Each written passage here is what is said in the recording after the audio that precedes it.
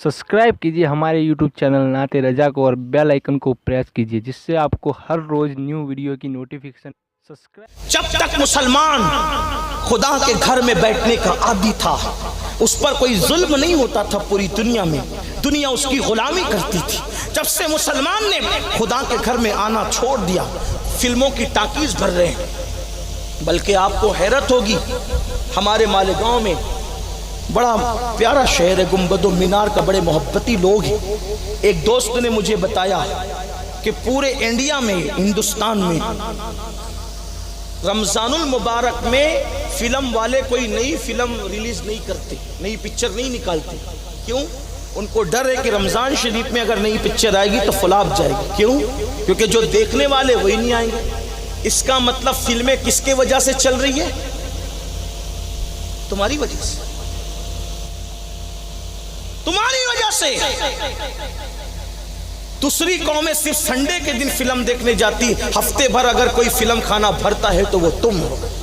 ये मेरी कौम है जो इश्क मुस्तफा का दावा करती है। शराब के अड्डे किसी से चल रहे हैं तो वो कौम मुस्लिम है।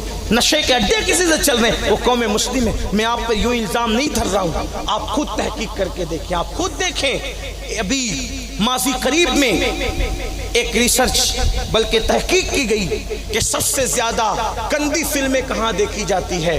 तो अभी 70 साल पहले, 72 साल, 75 साल पहले कलमे के नाम पे जो मुल्क बना है, वो मुल्क में सबसे ज्यादा गंदी फिल्में देखी जाती है, जिसमें 99% मुसलमान बसते हैं। सोचो तो सही, गौर तो करो। मैं कोई गाली नहीं दे रहा हूं, लेकिन गंदी फिल्में मुसलमान देखें, नशा मुसलमान करे, बेनमाजी मुसलमान हो, पाप मुसलमान करे, और उसके बाद फिर कहते हैं हम पे जुल्म हो रहा है। जो कौम खुदा के गज़ब को दावत दे, उस कौम पे जुल्म नहीं होगा तो किस पे होगा? आपसे पूछता हूं, याद रखना, अच्छी तरह याद रखना, अगर नबी की औलाद भी गुनाह करती है, ध्यान से सुनो, ये मेरे दिल का दर्द है चरखानी वालों, अगर औलाद पैगंबर नबी की औलाद भी गुनाह करती है, अल्लाह उसको भी सजा देता है। कुरान उठा के पढ़ो, कुरान। नबी की औलाद से बढ़कर किसी का नसब हो सकता है? कुरान उठाकर पढ़ो। जिनके मुंह रातों रात सूअर और बंदर की तरह हो गए, वो असहाबे सिब्त जिसे कुरान ने कहा, हफ्ते के दिन वाले जिसे कुरान ने कहा, वो कौन लोग थे? वो औलादे पैगंबर थे।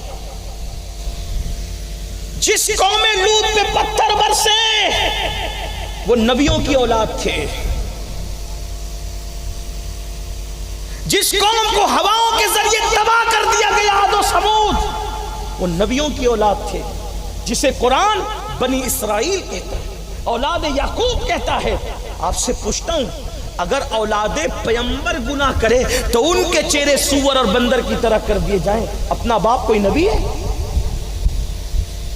इतने सारे जराइम करके ये सोचते हो कि हम जन्नत में नहीं जाएंगे तो कौन जाएगा? ये मौलवी खामखा में डराने आया है। जन्नत तो अपने बाप की है।